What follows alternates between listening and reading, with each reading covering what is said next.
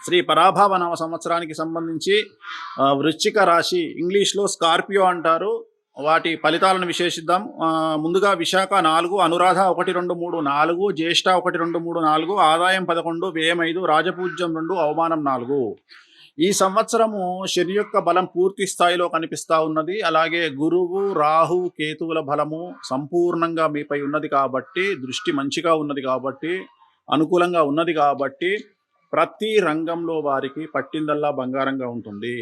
వృశ్చిక రాశి వారికి విద్యార్థులకు ఉత్తీర్ణత శాతం పెరుగుతుంది. అనుకున్న దానికంటే ఎక్కువ మార్కులు సంపాదిస్తారు.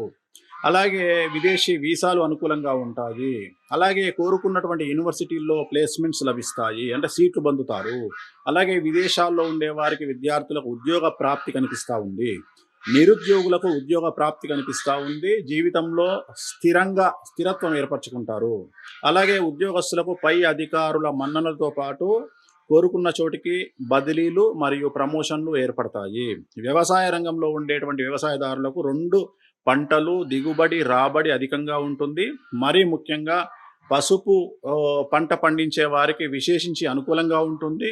అలాగే చేపలు, రొయ్యలు వ్యాపారస్తులకు చాలా అనుకూలంగా ఉంటుంది. పౌల్ట్రీ రంగంలో ఉండేవారికి విశేషించి లాభకరంగా ఉంటుంది. వ్యాపారస్తులకు ఉమ్మడి మరియు రిటైలు వ్యాపారస్తులకు అనుకూలంగా ఉంటుంది. కాంట్రాక్టర్లకు విపరీతమైనటువంటి ఆదాయం లభిస్తుంది. కొత్త కాంట్రాక్టులు వస్తాయి. పాత బకాయిలు తీరుస్తారు. కళాకారులకు మాత్రం చాలా అనుకూలంగా ఉంటుంది. మరీ ముఖ్యంగా సినిమా రంగంలో ఉండేవారికి, రాజకీయ రంగంలో ఉండేవారికి విశేషించి యోగకాలంగా భావించాల్సి ఉంటుంది.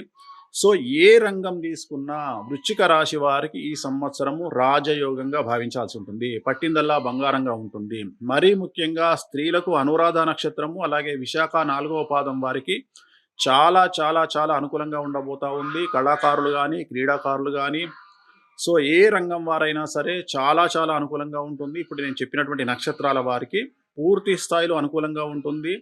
సో కొత్త కొత్త పనులు ప్రారంభిస్తారు. చాలా గొప్పగా కలలు కనండి. కలలను నెరవేర్చుకోండి. మీరు ఎంత గొప్పగా కలలు కంటారో కనండి. చాలా అనుకూలంగా ఉంది.